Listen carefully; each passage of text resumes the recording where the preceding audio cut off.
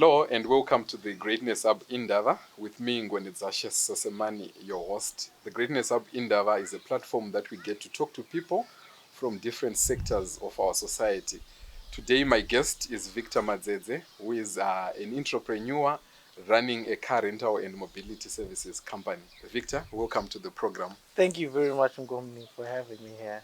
It's a great pleasure to be having you at the Greatness Hub Indaba. And basically, today we just want to talk to you and find out more about Victor Madzedze and the work that you're doing here in Zimbabwe. So, just to begin our conversation, maybe we just want to hear a bit of some background of yourself. Who is Victor Madzedze in terms of your academic, your professional, and even the social background? That's a lot of questions. Okay, Victor Madzedze is a young man born in the early 90s. Wow, early 90s. Early 90s. Okay. No precise date. All right.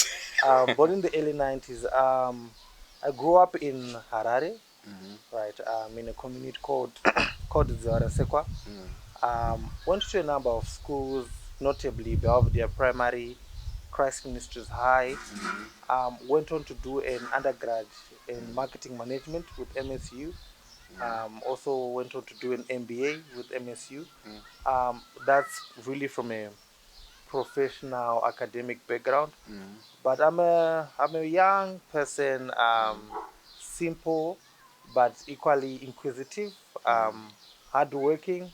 But I guess those are the traits that you can point to when you're talking about me. That's very interesting. And I'm looking at your age. You're saying you were born in the 90s, Yes. and you've done quite a number of things. Eh?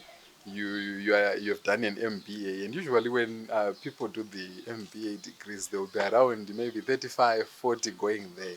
I hear you. How do you juggle all that? How do you manage to juggle all those responsibilities and tasks that you're expected to do?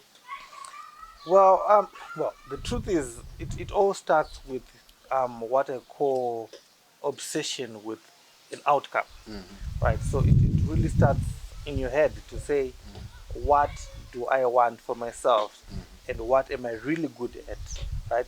And after properly diagnosing those areas, what am I really passionate about? How do I become the best version of myself?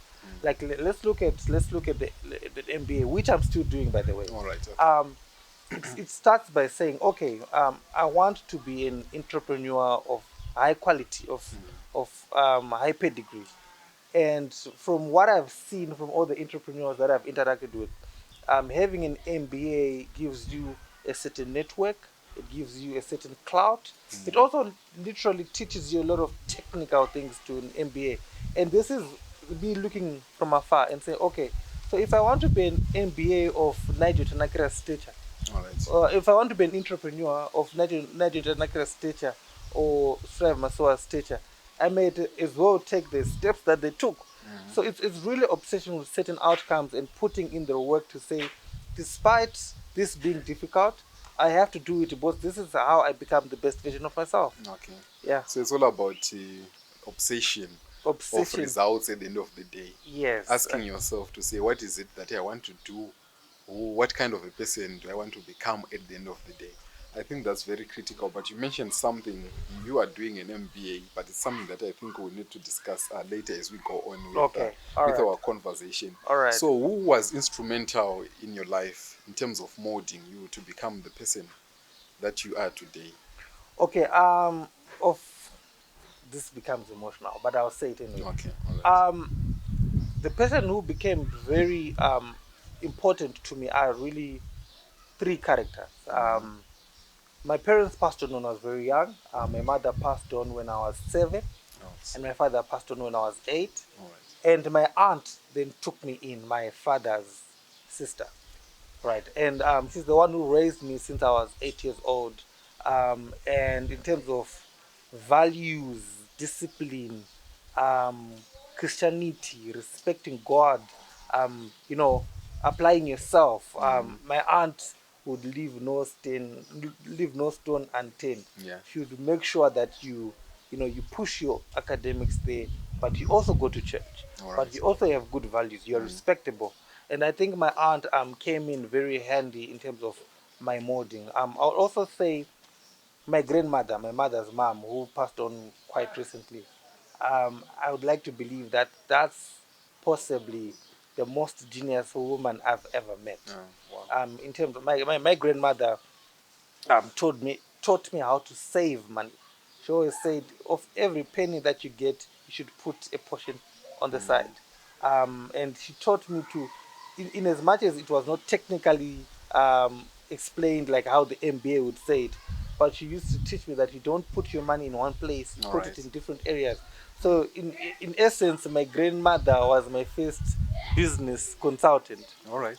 Right, and of course, I have to throw in my mother's sister, Sekuru Roy, because he's the one who, paid a lot of my school fees, to ensure that the dream stays alive. Yeah. Because as an orphan, it's very easy for people not to pay your school fees, But when I do well at O level, he pays for A level.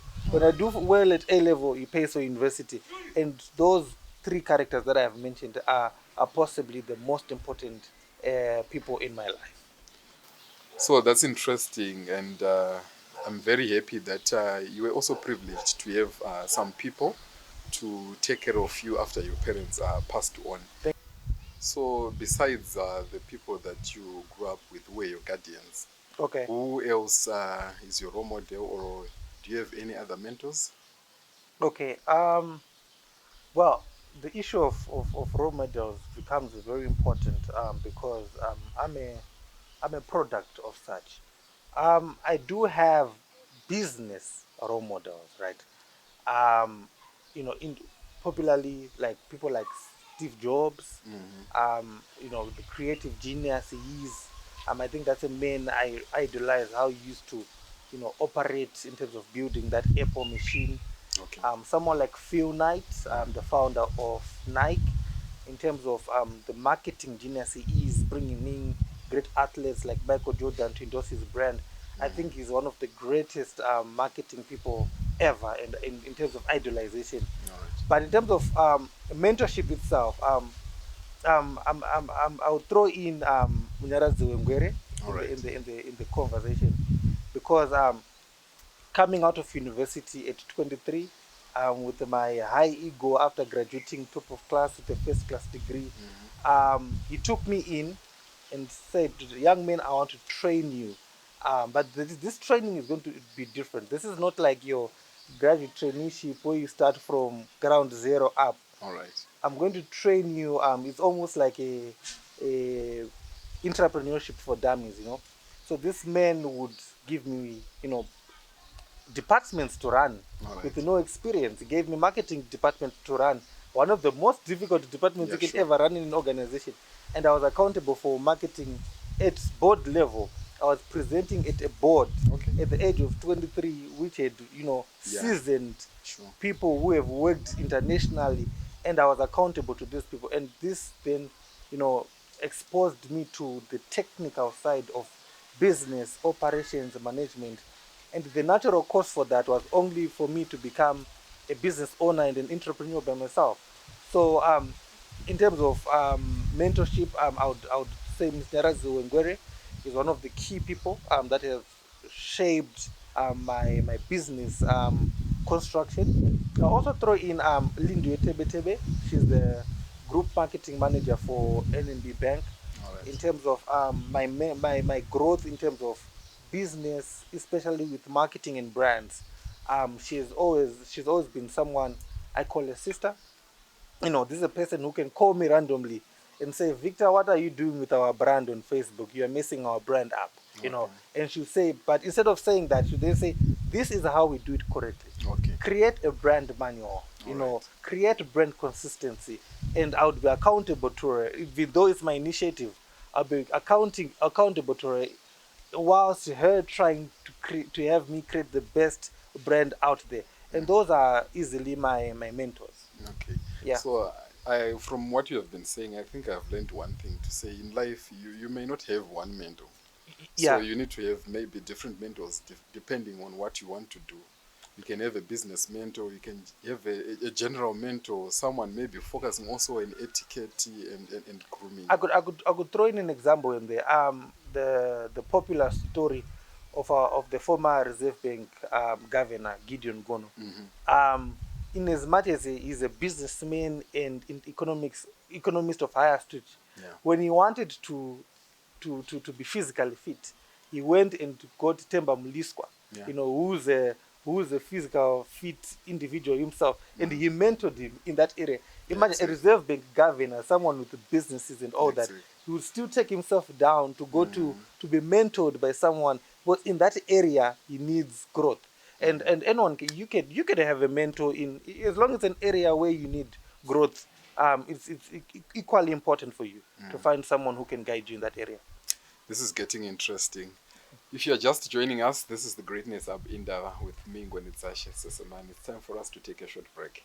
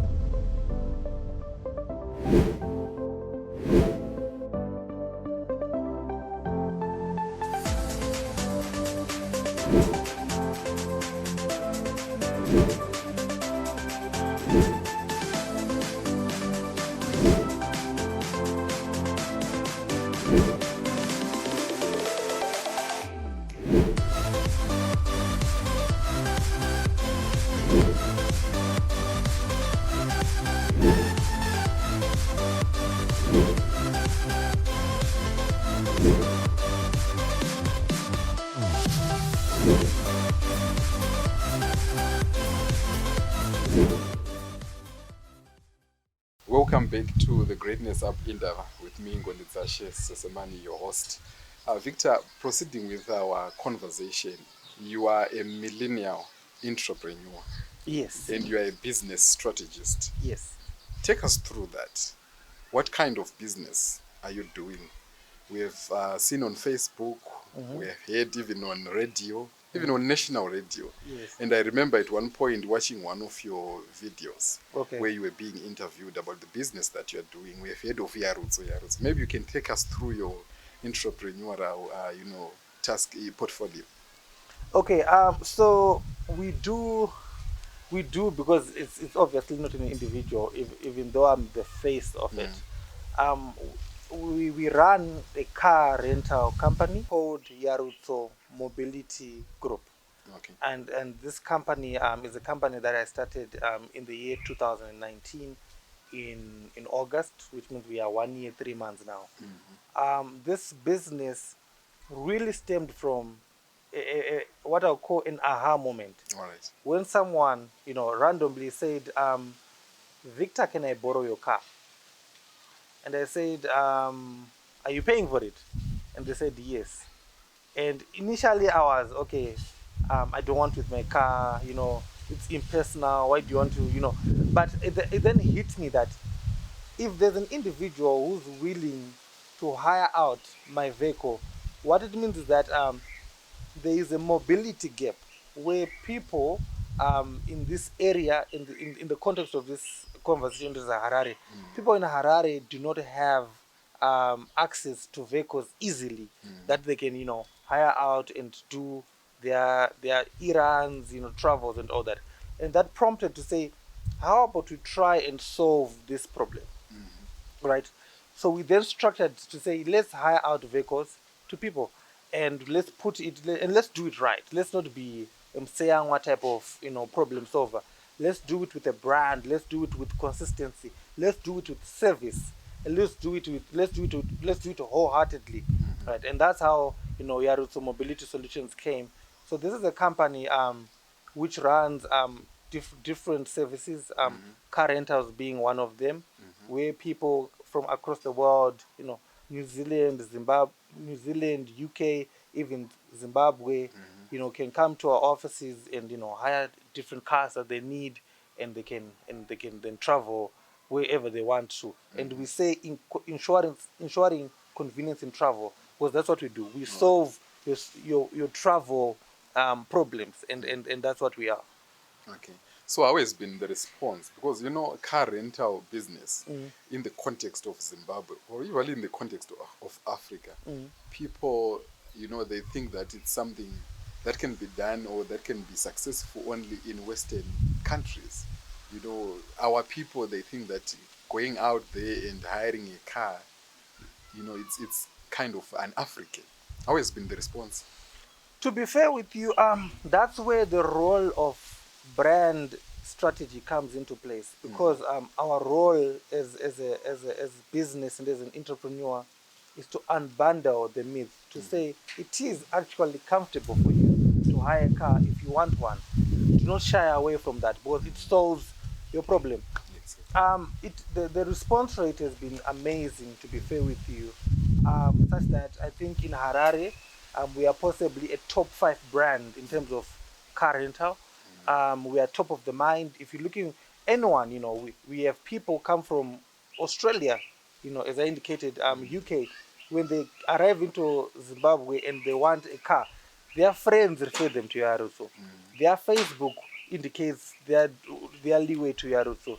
And so the response has been amazing. And even here in Zimbabwe, when you want to travel to Kariba, and the only thing that's lacking is a car, our role is to make sure that you're able to achieve your travel objectives. And people have accepted that narrative, to say, if I have a travel objective, I go to Yaruso.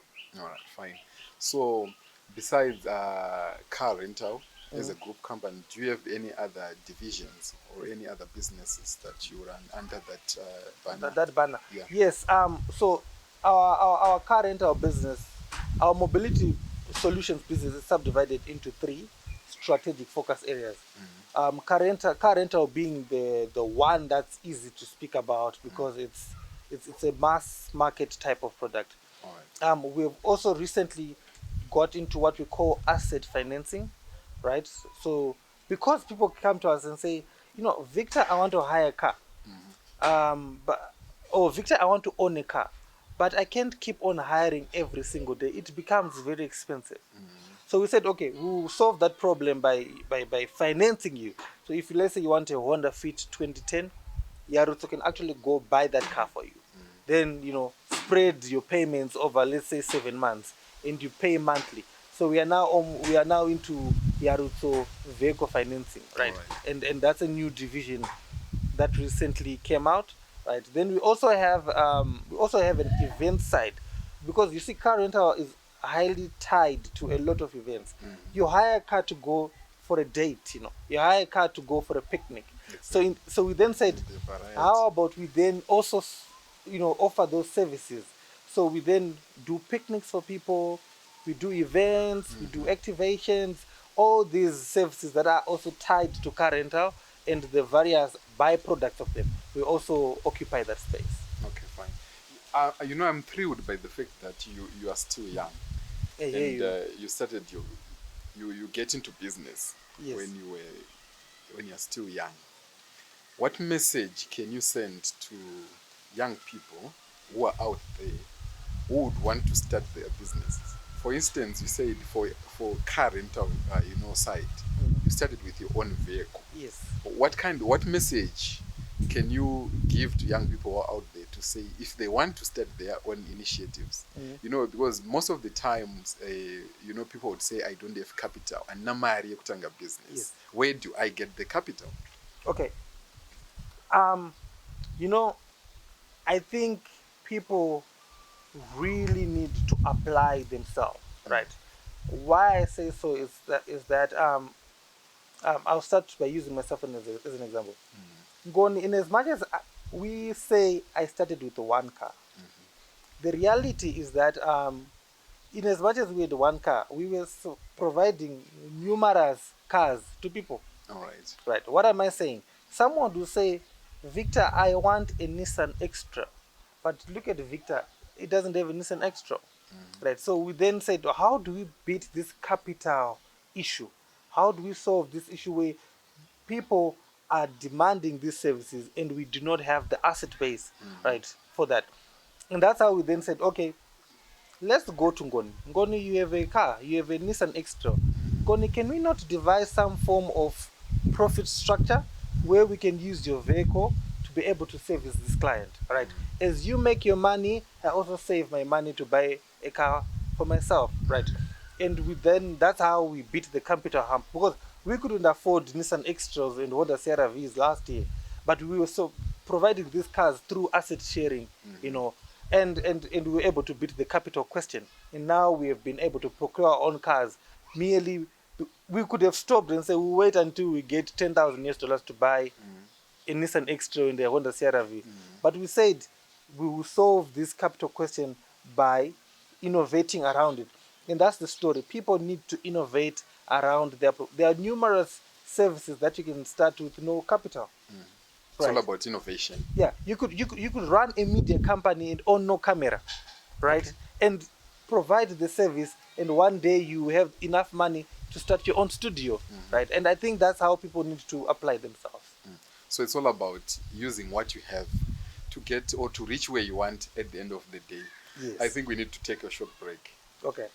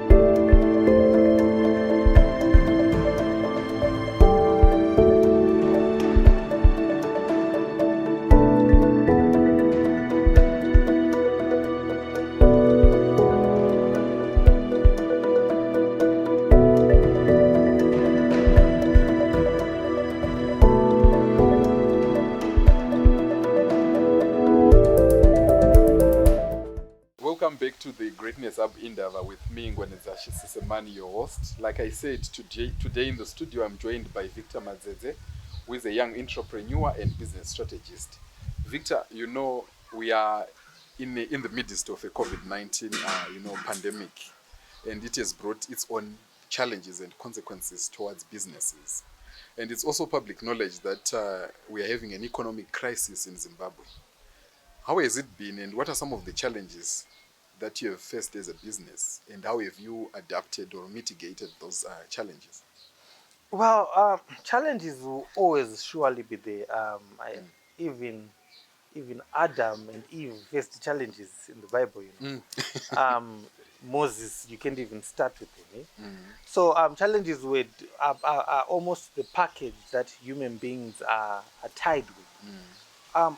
The common challenges that we go through and still went through include, you know, capital, right? To say, how do we fund this? We can see there's a gap there. We can see the potential that it has, but we need the asset base to be able to achieve and harvest the opportunity that's there, right? And for that challenge itself, that's when I told, like I mentioned previously, we brought in initiatives like asset sharing. We brought in issues like, you know, what they call bootstrapping, you know, saving your way up, you know, in as much as it is difficult. Instead of going out there to look for capital, you sell the services that you have and you keep every penny. And when that penny becomes substantial, you then invest in the assets that you need. So the capital question has always been a challenge. Of course, demand, you know, as a startup brand, it's always difficult to get people to familiarize and, you know, and trust your brand. And that's also a challenge we had to go through to say, you know, you're advertising that you're a car rental, but not people are not calling for bookings, you know.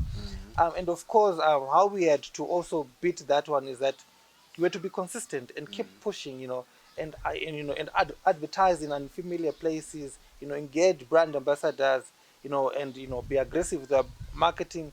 And the outcome is that our brand has become, like I indicated to you, we are now a top 5 brand in mobility solutions in Zimbabwe. All right. And those are some of the challenges we went through.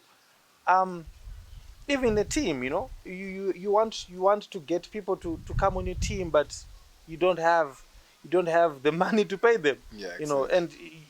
and those are some of the challenges we went through. We went through, and some of them we are literally solving like now. To coming to the one that you talked about, that it is public knowledge that Zimbabwe is in a crisis, and it's so difficult to maneuver around the business corridor. The truth is that any business itself, its job itself is to solve challenges, Problems, yeah. right?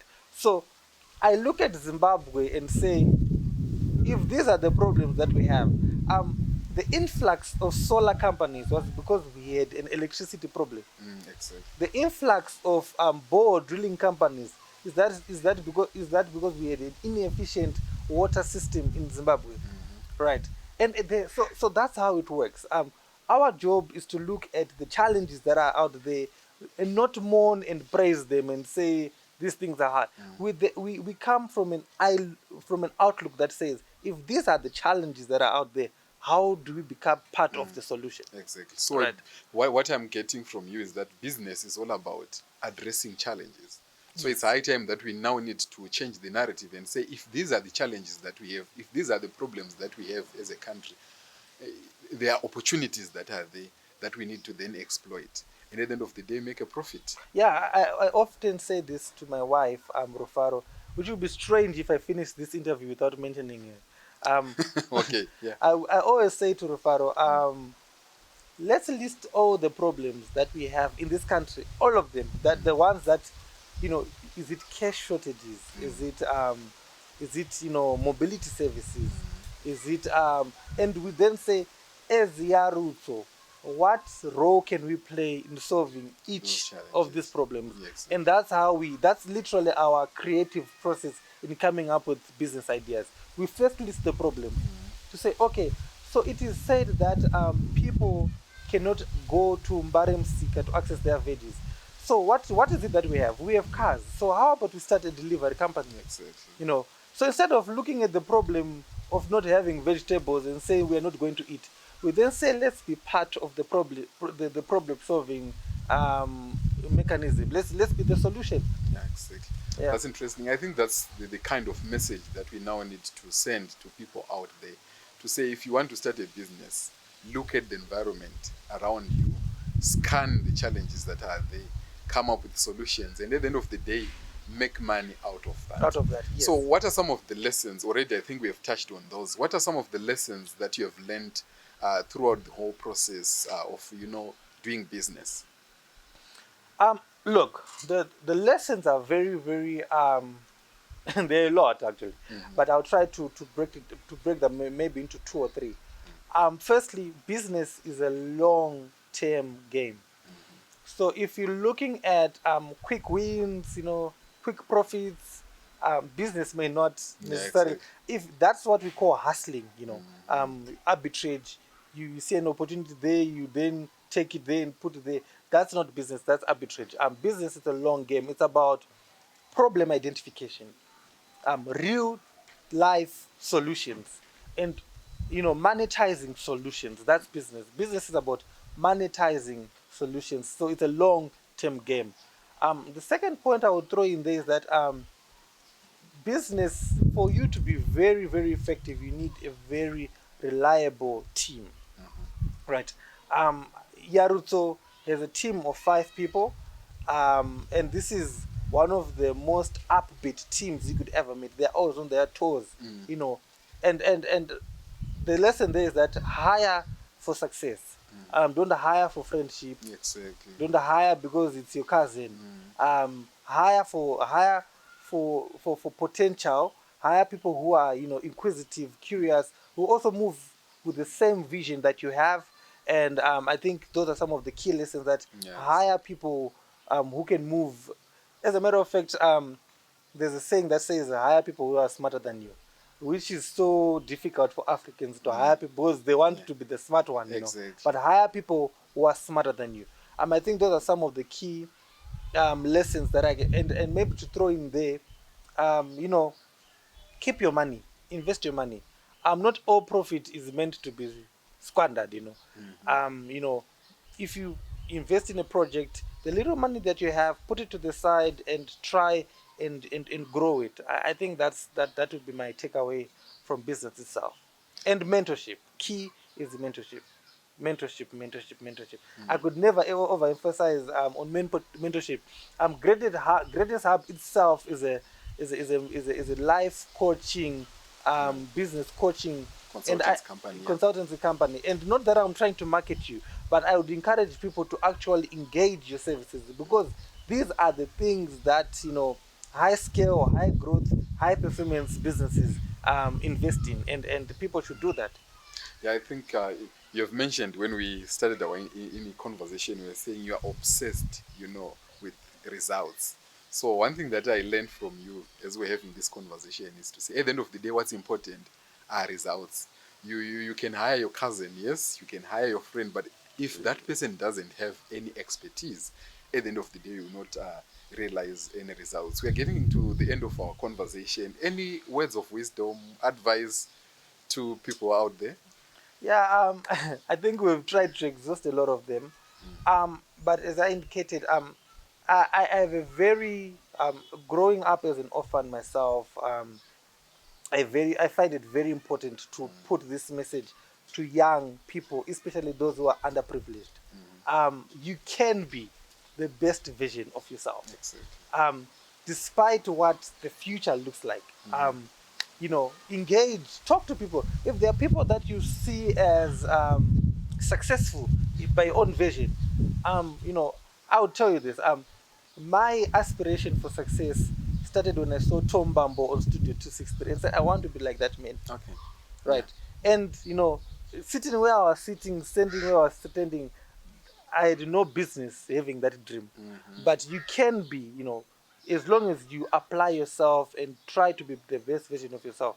No one, success is not meant for a few people. Anyone can be successful as long as you apply yourself. And of course, be grateful to people around you. You know, have values, discipline. Um, you know, be disciplined and pray. You know, and you know, I wish we had a different conversation about how, you know, God and how, you know, business life is really spiritual. But I think that's for another day. Okay, yeah, sure. Yeah. Thank you very much, Victor. I think you have also pointed that life is all about choices.